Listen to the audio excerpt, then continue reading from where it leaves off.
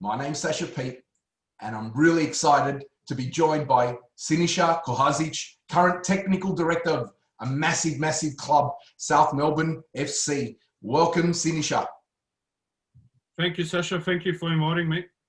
So before I get into our discussion, I'd like to give the people a taste of who you are and where you've been, because you've been coaching for a long time. And people may not know, but you did your A license in 2016, you did your pro license in 2017, and you've had varying backgrounds. So you've been an assistant at Springvale White Eagles, where I think the best job up in the world live. You did a stint in Ballarat as a senior men's coach there. You've taken a couple of women's sides in Ashburton and then spent a long time at Alamein FC. And more recently joining South Melbourne. So that's a little bit of your background. So I'm really excited to be speaking with you today, Sin.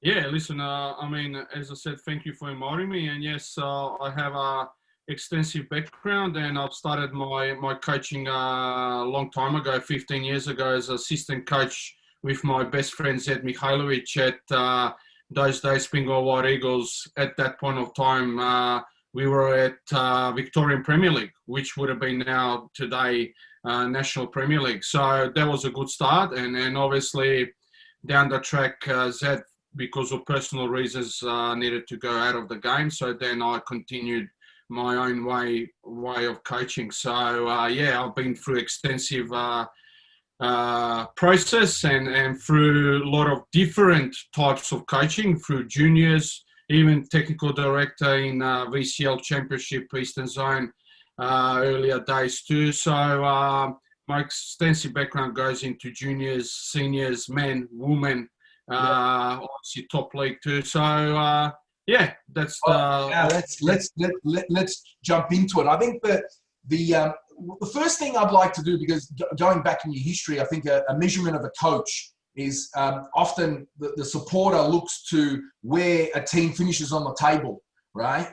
But to me, I don't look at that, because obviously I've been on this side of the fence. And talk to me about a time, particularly at Ashburton, where you took the team from, you know, almost relegation zone, and you really shifted the needle there. What are the things that you did that sort of moved that performance for that team? Yeah, so sure. I mean, in that point of time when I obviously finished at Ballarat in the second division, Southeast in men's, I had a year there, and on the end of that year came a disappointment, a little bit of disappointment with me of not getting a position at NPL on the year after that Ballarat got. But the thing was that it was such uncertainty if they're going to get the license or not, and I really did not have the time to wait for that decision. So I had to decide to find myself a good environment where I will be able to coach possibly on the highest level, backing up my ambitions as a coach. So at that point of time, Ashburton was in women's top league, women's Premier League in those days. And yeah, I said to myself, let's take that challenge and let's see how that will go. Now, the challenges of women's game was first thing when I went into the women's game. For me, a question was, what is the weakness of women's game? You know, that was my first question, and that's where I set my coaching philosophy from that day going forward. You know, I heavily looked into, as I mentioned just before, the weakness of the game. And if I look at the weakness of the game in a women's game, is first thing that comes to mind to me when I watch the game is probably goalkeeper, not having the ability to get the ball more than 40, 50 meters along over the halfway line. So that brought to me an idea of how can I actually now counter that and put my team in a best position, quality or no quality, to try and hurt opposition teams. And this is where I started my coaching philosophy and what I really want from my team to do. Yep. And in that point of time, Ashburton didn't have a fantastic team. Okay, we were probably bottom 3, bottom 4, but I came with a clear plan, with a clear process and philosophy of what I wanted my team to do, and my clear plan was, can I win the ball as high as possible, as quick as possible, because at the end of the day, if the goalkeeper can't go long and she has to play it short, I knew that the quality of women's game in that league wasn't to the highest standard that they'll be able to break me if I have players following the process and doing the right thing. So, that was the case. And obviously I had success with the bunch of girls that I had, and credit to them. They were a great bunch of girls that wanted to work hard and implement the process, because I was very particular and very demanding on the end of the day. I'm a coach that demands perfection, demand players working hard, and I was a bit skeptical how they would go in the women's game, and because my perception at that point of time was, will girls be able to listen? Will girls be able to implement it? Will they be willing to implement that? And credit to them, and obviously that it worked, and we saved ourselves that year. And from year on after that, obviously the real work started, and I, with my ambitions, I asked the club to follow my ambitions, and I was lucky enough to have people behind me that were happy to obviously accommodate me and help me in a way of resources, and help me to put a competitive team out there. And from that day, Ashburton, and later on, Ashburton was one of the clubs that created Alamein after in the NPL. We never turned back, and we always were successful in being the top 2 or 3 teams in the league from then on. The next 4 or 5 years. That's amazing. I think so. That's, to me, that's what a coach does, right? A coach takes. It's about, like we talk about, what's the success of a coach, and if you could define yourself by how you prove your weakest player, to me, that's a testament to a coach. It doesn't matter if you're coaching under 7s or professional players. What are you doing to your weakest link in your team? So tell me about the differences you'll find about the fundamental differences about coaching men versus coaching women. Yeah, I mean, something that there's a lot of perceptions about men's game and women's game and what the differences are and all those kind of things. One thing I'll tell you, definitely, commitment, there's no difference. Okay. At all. And that's something, some people have perception that girls work less or they do less, and that's not the case. That definitely is not the case. Okay. Now, what the difference is, the big difference is speed of the game. Okay. That's one thing. And the other difference on this level is pretty much is the awareness, okay, of players, what's around them, and decision-making of players, okay? And that's why when we look at the women's game, if I compare them to the men's game or boys' game where I would put them, we would look at them being in around under 15's age group. That's the quality and where would they be the most competitive if we compare men's and women's game. But to tell you honestly, I mean, as in our conversation before coming onto here, as I said to you, Alamein has been set up in sense of high performance, in sense of resources and everything. Even better, there's some NPL men's clubs at this point of time.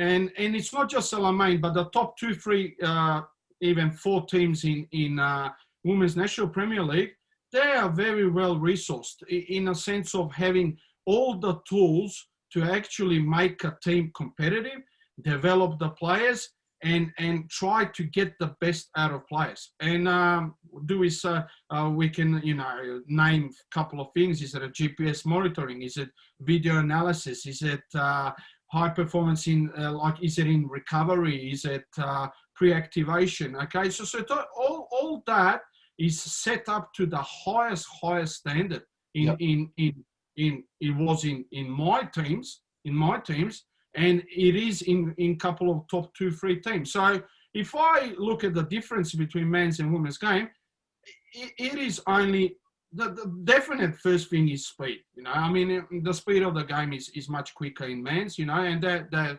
is expected. You know, and plus the girls and women. You know, as I said, the decision making and the awareness is something that needs to be better.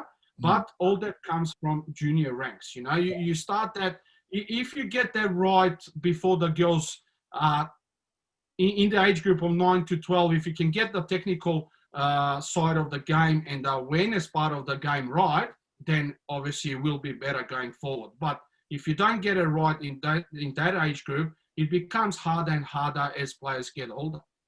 So you talked about a little bit about technology. What did you do? Like, what did they have before you got to Alamein, and what did you implement?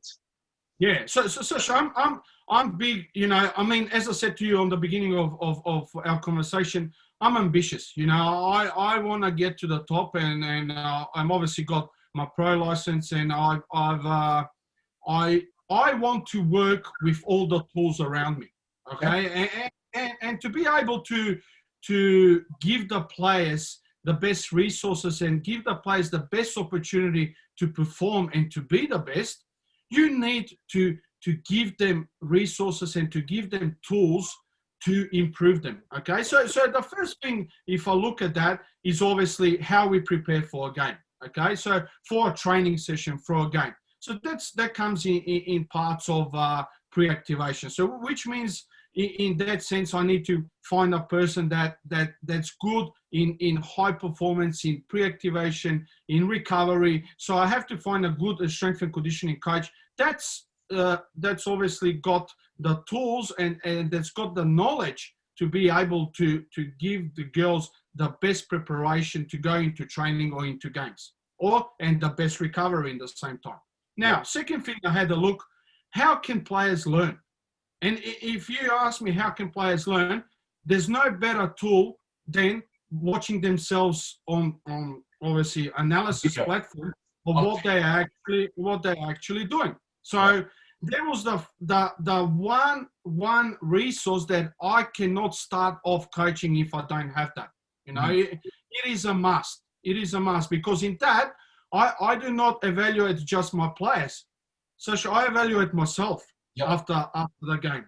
I evaluate myself if I made the right decision in the right time to give my team the best opportunity to win a game of football. Now, and every single after every single game, I personally, individually go through that video analysis where I take important bits out and send individually to every one of my players to say, okay, this could have been better. Okay, this was fantastic. All right. Now, many people know from me on the sidelines that I'm passionate, you know, and on the end of the day, that is why, because I'm so perfect in details that I tell my players what they need to be doing, which happens so many times that they get those pieces of information, and then comes game day, those pieces of information or are forgotten or are not being able to be implemented for different reasons. But what I'm giving them a chance to actually understand what they need to do to be the best that they can. And as I said, the video analysis is the most powerful platform that you can use, not just in senior football, but in junior football too, which I have implemented at South Melbourne at the moment too. So players are learning. Players need to learn or where they're making mistakes. There's nothing bad about mistakes, as long as you learn what the mistake is. And the best way that you're going to learn this is by looking at video analysis, and actually the next day or the day after coming to training and actually implementing that and seeing that, okay, yes, if I've done this, yes, it did work. You are right that it did work. And that is so powerful. There's nothing more powerful than that. And on top of that, on top of the video analysis, the GPS monitoring is another thing. I mean, coaches do not understand how powerful that is for you to see when actually your player is overloaded, or if your player is not doing not having the same piece of measurements from a week before or the week after, or from a couple of weeks previous. Or what we've done at Alamein, we have them on every single training. So we actually see every single training how much intensity a player is putting into a training session. And Wow. if I see that some players are not doing it, there will be a question asked, okay, are you feeling well? Is something wrong? Are you feeling tired? Is something personally happening in your life? So it is powerful. Those resources are powerful, and coaches, up and coming coaches, and who actually wants to be a serious coach, they have to invest in themselves to actually learn how to do all these things. I couldn't agree more with the video analysis one, because it's an actually really cheap way to evaluate your own game. Okay, something I've been doing for the last 2 years and only coach a really junior developing side. But half the point is just to measure my own conduct, right? How might, like, if you don't get anything out from the game, how do you measure your own what is it you're doing and saying at the right time?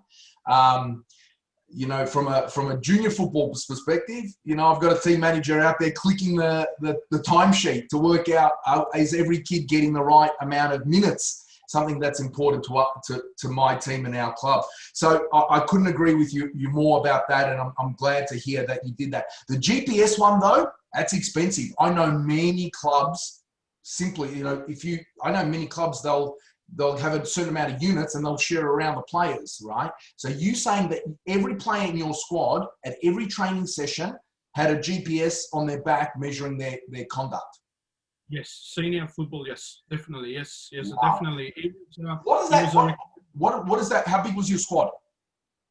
But it would be about 16 to 18 players in one squad, yeah. In a senior. So exactly like a men's squad, and you had 16 to 18 GPSs there ready to go.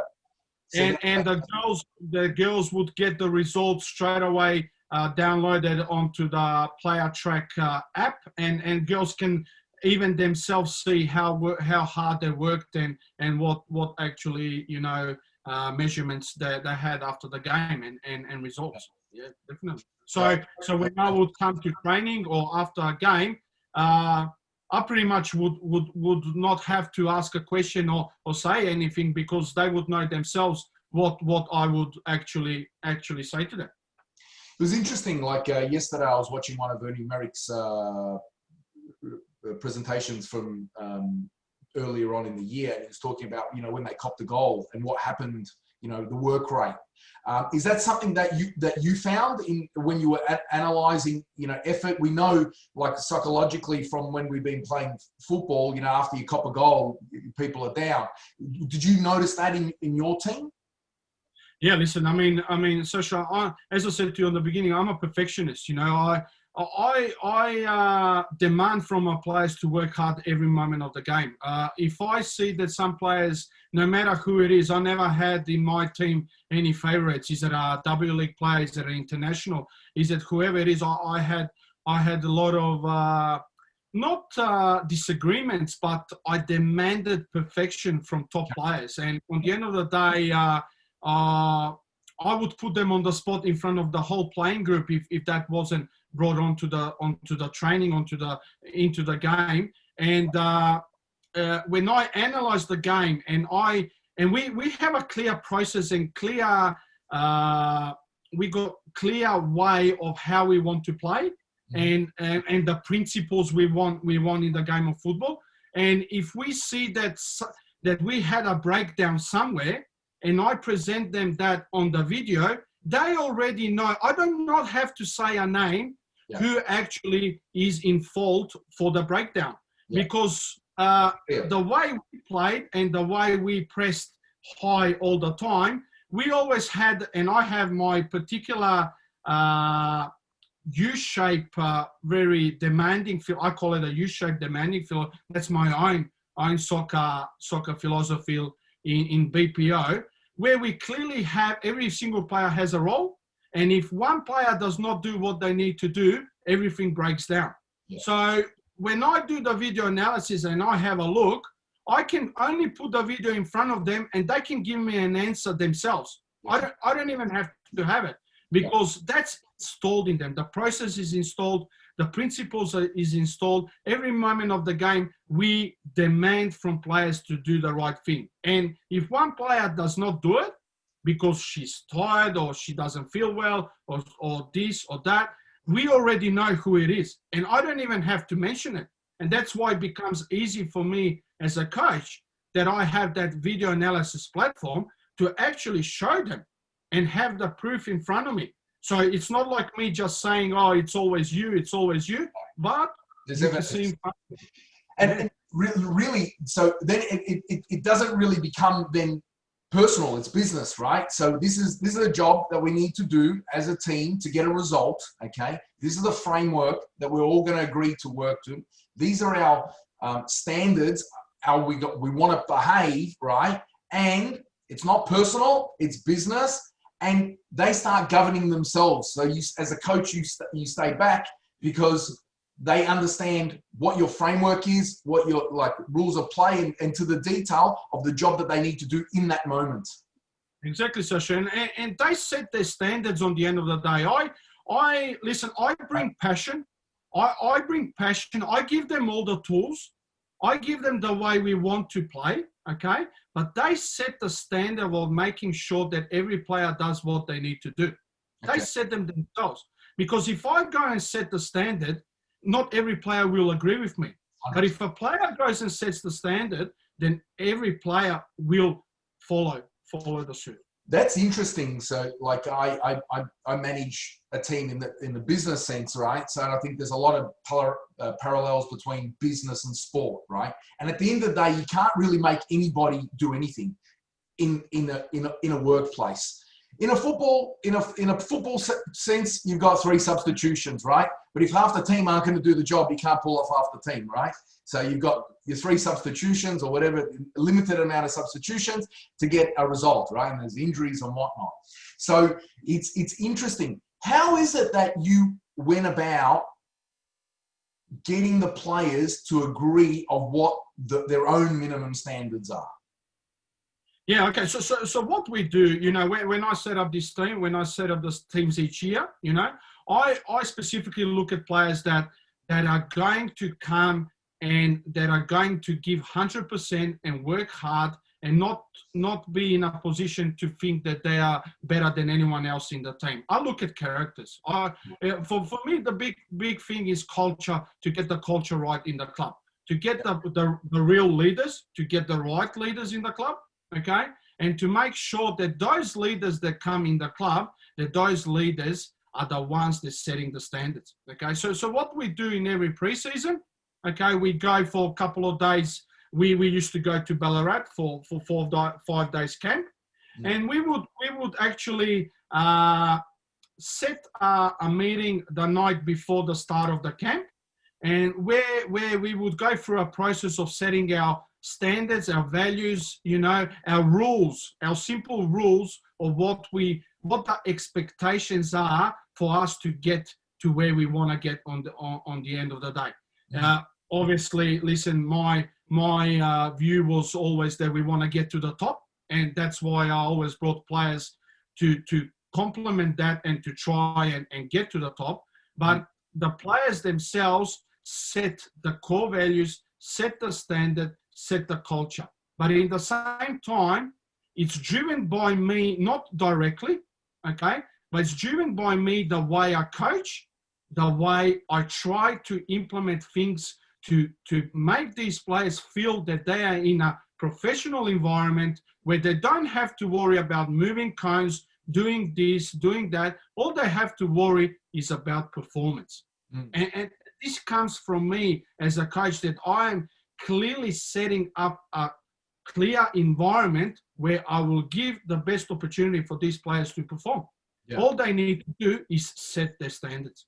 Wow. Yeah, so that's powerful. And then when they set their standards, then they're the ones holding themselves to account, right? Yes. So we've been in dressing rooms where there's been a top-down setting of the standards, right? Let's call it played in whatever level where, somebody sets the standards in the team, and these are the fines at the end of the year, right? After 3 weeks, no one's collecting fines, right? And it all breaks down because it's a top, one person trying to influence a team. So you get everybody on board. Everybody agrees to what do they want to do? Do we want to try and reach the highest, or we're happy just, finishing at the bottom? Everybody agrees, okay, we're going to go to do our best. You talked about bringing in people, right? So recruitment, so topping up, and we'll touch on that on a sec, because I think that's a massive part of performance football, recruiting, right? Yeah, so really, really interested. So you took the same view, right, your same passion of what you did when you were coaching, being an assistant of somebody else or coaching a men's team, into that females team. I think that the ladies there would have appreciated that same passion. Yeah, Sasha, because, you got to understand that women's game, say 5-6 years ago, wasn't even close to what it is today, okay? Today, as I said, we've set up these high-performance resources and everything we've set up in the clubs. But 5-6 years ago, that wasn't existent, okay? Mm-hmm. Not just in women's game, even in a lot of men's club, it wasn't there. But obviously, times change, and obviously, new style of coaching comes into obviously into the game, and obviously the new way of coaching is implemented, and girls actually enjoyed it because it was something new. It was something new. It was in the same time demanding, but when it's demanding and when you get results out of it, it becomes the best thing in the world, Sasha. Players get joy from that. The best thing in football is when you're winning. Okay, everything is easy when you're winning, when you got success. 100%. Okay, so if you're losing, no one likes it. Everyone hates it. Yeah. So I've brought in new tools into the game of football for girls, and listen, they in my view, and it was a surprise for me because I did not know what I'm going to expect. Yeah. Okay. And after a year or two, especially the second year at Ashburton, I realized that these girls can be true professionals. There's no doubt about it. Yeah. That's amazing. So so true at the performance level that winning papers over a lot of let's say, call it problems or perceived problems, and when you lose a lot, people start evaluating those cracks a lot more. Having been an administrator at a club, I know firsthand what that means. All right, so you touched on recruiting and performance. How did you go about ensuring that you brought in the right players to do the job? Yeah, Sasha, in women's game, the difficult part of the women's game is there's not much money, it's difficult for them to get a player across that's a quality player, and to get her in an environment that's not going to pay her. Or in the beginning, we had players to come across that they're going to only coach to be paid. Coach a junior team, coach the junior levels to get paid. So all that comes into the equation of what kind of a player you bring on the end of the day, and there's a limit of what player you can bring. Yep. But I was luckily enough that I came across good players that not just wanted to come to the club, but actually wanted to gave me a platform to get even more players into the club, So, but in a sense of recruitment, I always knew what type of players I wanted. Sometimes I couldn't get it, but sometimes I did not accept to take a player that is a good player, but that is not going to fit into my environment. As I said, for the way I play, I always look for certain ability of players that's going to complement the philosophy that I want to put in front of them. So it's critical that every coach that takes a team that has in mind that the players that they are bringing, it's not always about quality. There's a couple of things behind that. It's first that you bring a player that's going to fit in your culture. Okay, that is going to accept the vision that you have, and that's going to accept the style of game that you want to implement. So say example with me, I want my players to work 100%, work hard every moment of the game. There's no stopping. They have to press. They have to open up. They have to, it's demanding to work up and down 95 minutes of the game. Okay. Now, a lot of players love to come and not to work hard. You know, they love to be there. They got the quality in them and they can do that. But I was never that type of a coach. We're going to accept a player that doesn't want to put it in the team the same amount of effort as maybe the lowest player in the team, the number 16 player. Yeah. So for me, it was very important that I bring players that are all on the same level of effort and commitment to the team and the club, which is critical in who you want to recruit. But again, money, budget makes it difficult, okay? Yeah. And especially when you want to have all the resources, GPSs, video analysis, all these kind of things, there's something needs to give. So on the end of the day, I rather have the tools and make sure that I can produce maybe 1-2 players for W League or for Australia, for anything else, than having a team full of superstars and not having the tools to actually make myself enjoy coaching. Yeah. And make myself give myself an opportunity to actually improve these players. Wow.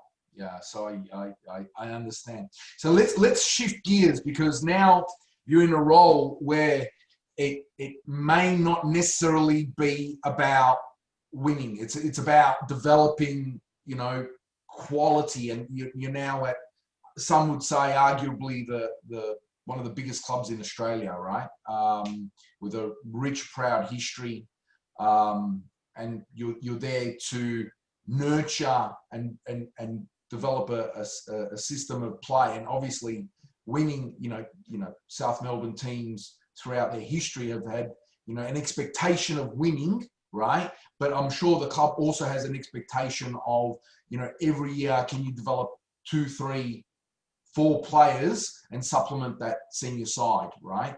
So it sort of shifts gears a little bit from just winning to making sure that 13-year-old in 6 or 8 years' time can play first team football. Talk to me about that shift in mentality, and because you've been in the job now coming up onto 12 months. What was your thinking coming into this role at South? Yeah, Sasha, I mean, on the end of the day, you know, at Alamein, I thought to myself that I've given so many years at that club in the women's game, and my ambitions as a coach is I want to go forward, and obviously I need new opportunities to put myself in new environments, you know.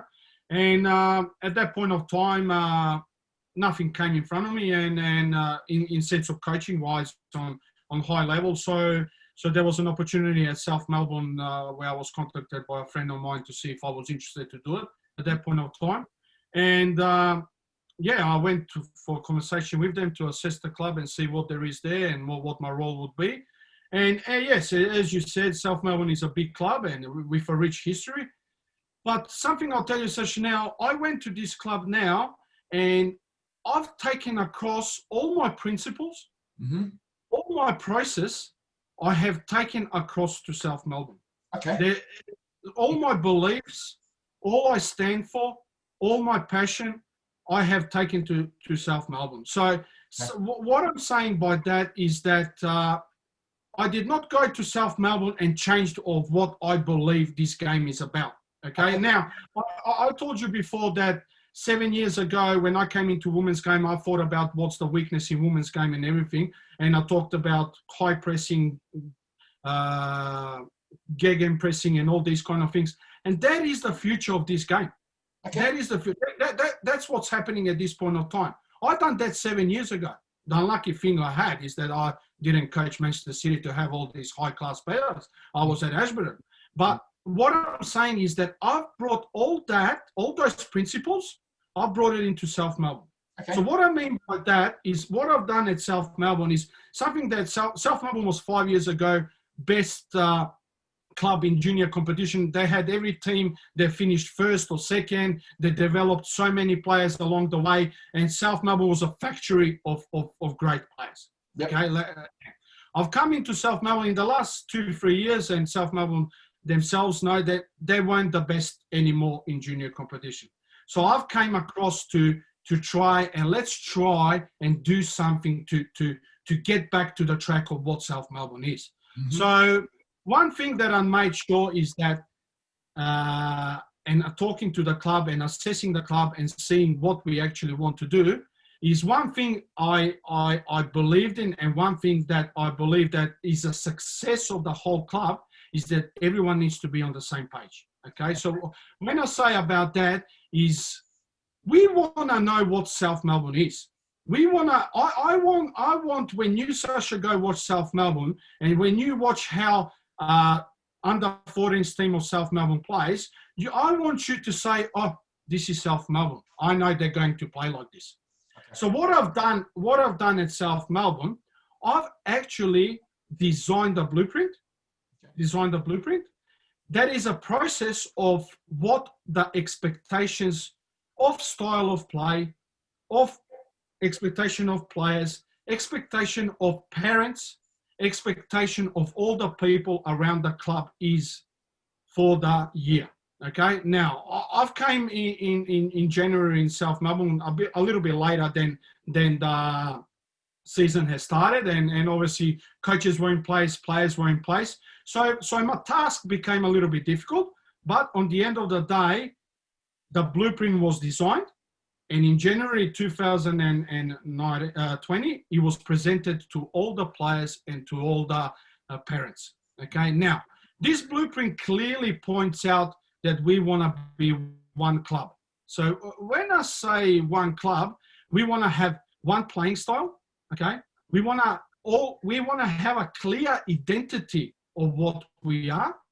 Okay, so I want everyone, every single team to know that I want every single team to play the same way. I want them to train the same way.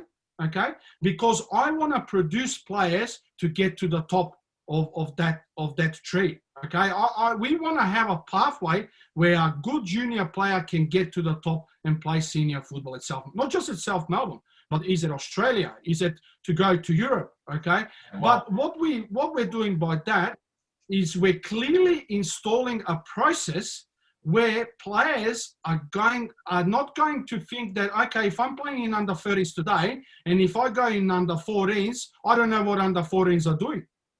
Okay, so we really want everyone to have a same process and same playing style philosophy, so it can be easier to transition going to upper age groups. So by doing that, we needed a process where everyone needed to believe in that.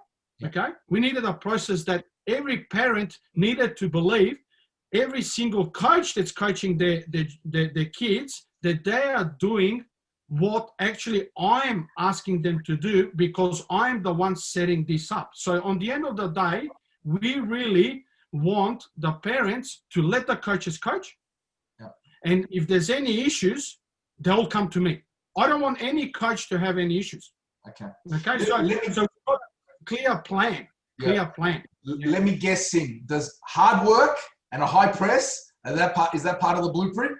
Yes. Yes, definitely. Okay. Wow. Okay. Definitely. Right. So what is something?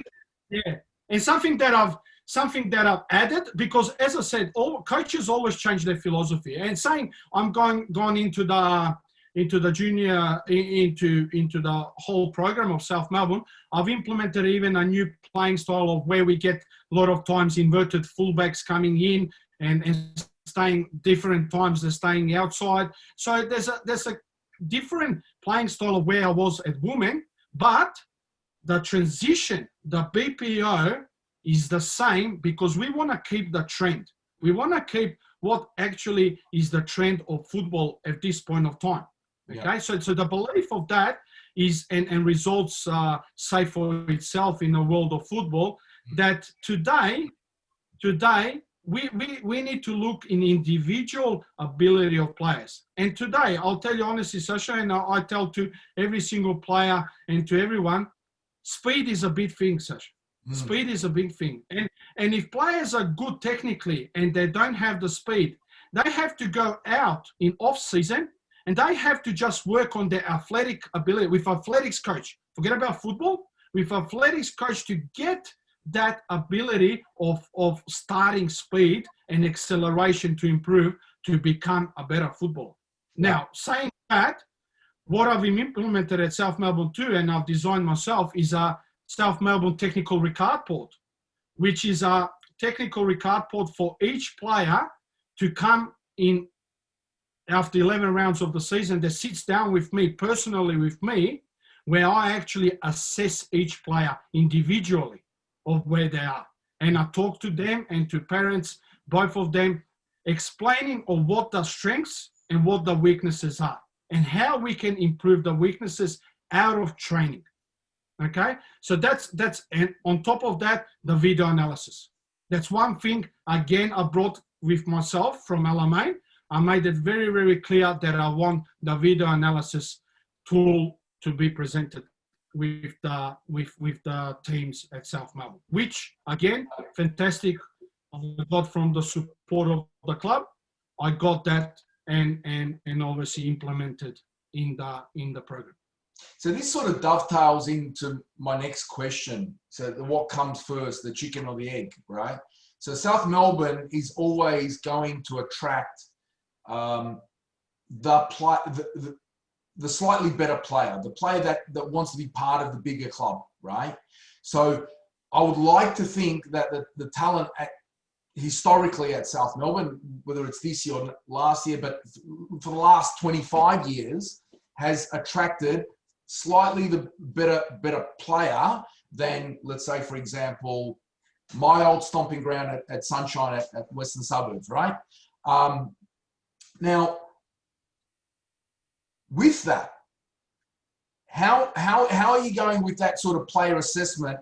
Are you able to implement a high pressing game? Are you able to now? I know this year is a bit backwards with COVID, but you got a couple of games in before you stopped. How are they going? Did they have the qualities to be able to press high and work hard? How much was that shift for them mentally? Sasha, we listen. The type of philosophy that I'm trying to implement at the club is a complex philosophy. You know, I mean, you cannot get that right in a week or two or in a month or two. It takes time to get it right.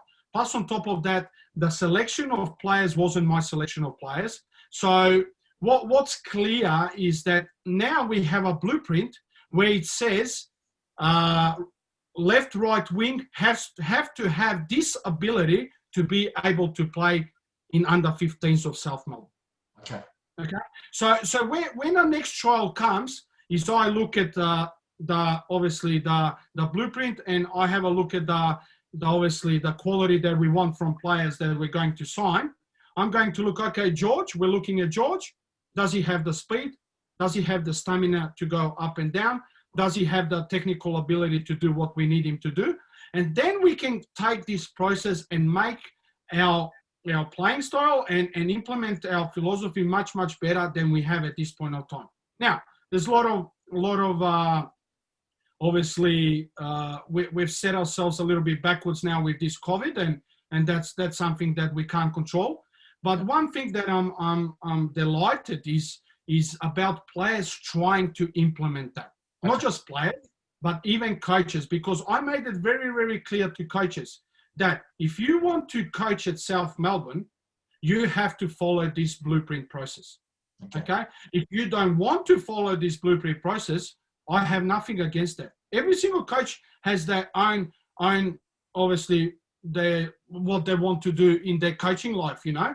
But as long as I'm the technical director of South Melbourne, I want coaches that are going to believe, same as I had players believe in me as a coach, I want coaches to believe me as the technical director, that I can not just improve them as people, but I can mentor them to become better coaches and give them ideas for them to become become top level coaches if they want to be going forward. Yeah. Okay, because I'm giving them very lot of new invented tools and a lot of new ideas. Maybe, Sasha, you're not going to like as a coach high pressing. You know, I mean, everyone's got different ideas about the game of football. Okay, but on the end of the day, we want to follow the trend for one. Okay. Second, we want to create players, especially that have the ability to quickly respond and quickly transition in a game of football, because that has become a critical point in development of players. Yes, technical ability. There's a lot of players with good ability, but on the end of the day, what's become critical is the transition part of the game. When I talk about transition part of the game, it's the mentality, it's the desire to work hard in a game of football. And what becomes difficult is that you don't get that from every single player. And this is now where you ask yourself a question. If I have 10 players that want to do it, and I have 8 players that don't want to do it, I don't have ability to do it, then becomes a problem, Sasha. Because on the end of the day, the quality in training session is not going to be the same. It has to be best against best. Okay? So this is what I'm saying.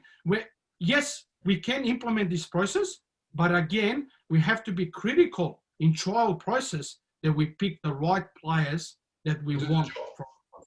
So it's very much a prescriptive top-down approach, right? So it's not, okay, all right, got it.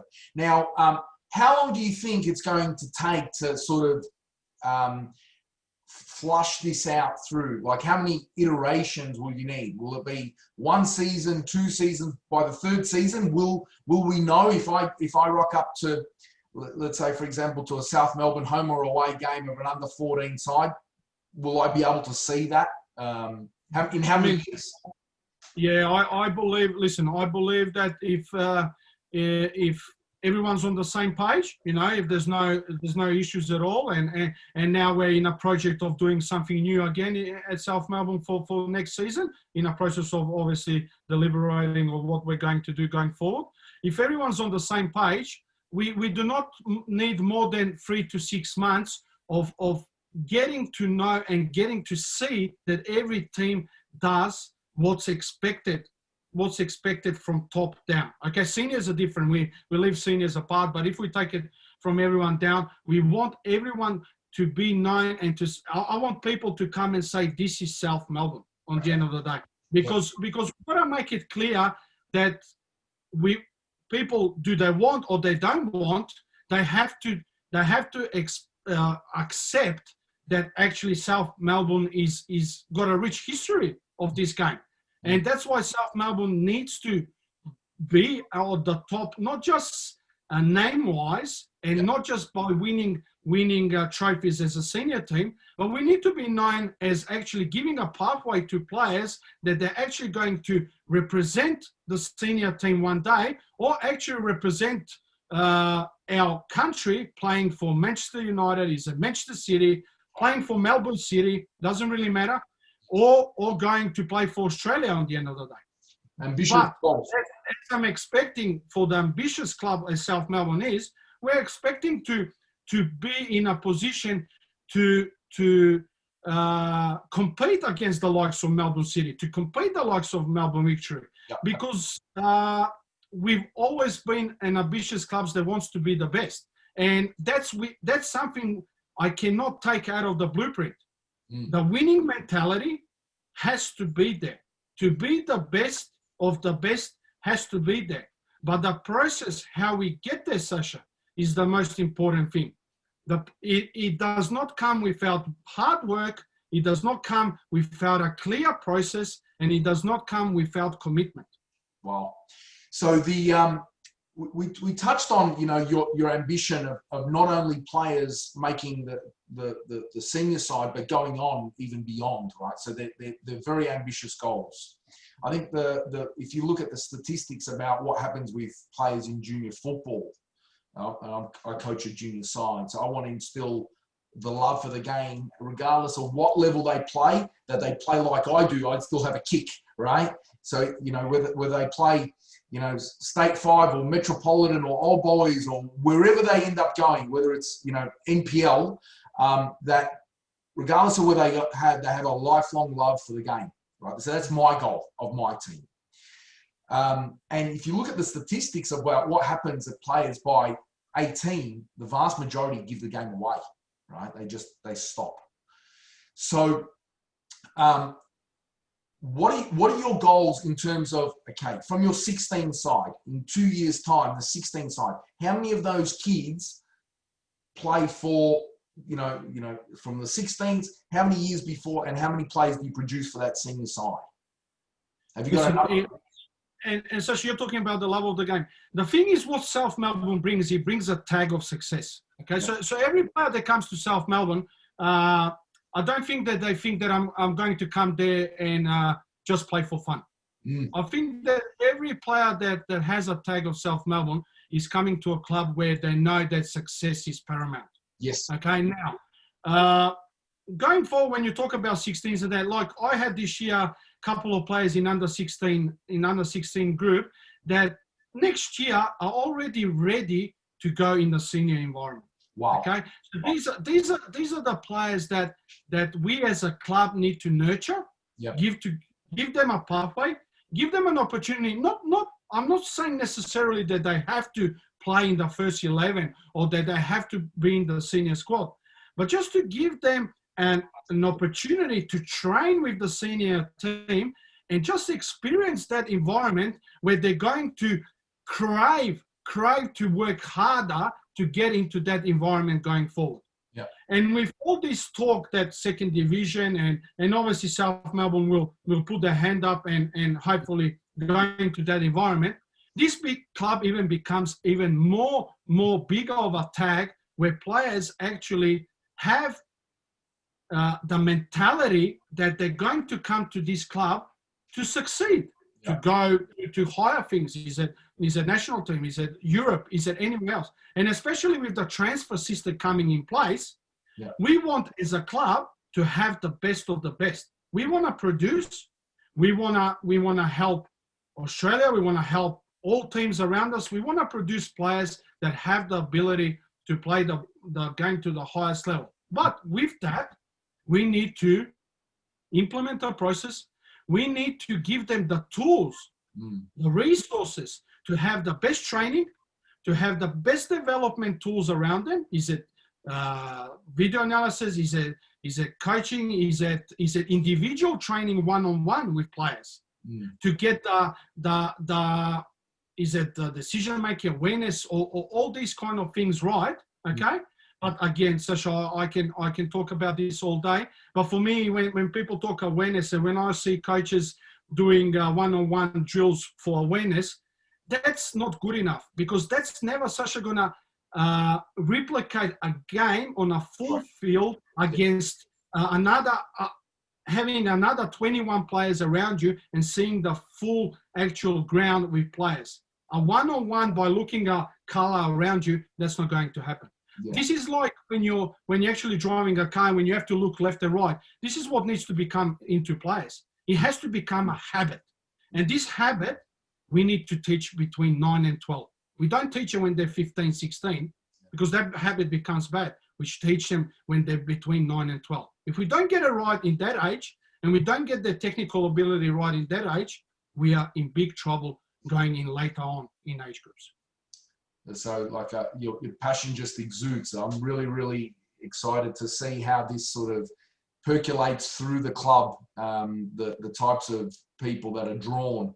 There's no doubt in my mind that South Melbourne should a second division become, let's say, a second division A-League. They need to be one of the clubs that are primed to take that position. And I think, so, you know, a couple of years from now, whenever that is to happen, I think South Melbourne are one of those clubs that are primed to be in that spot.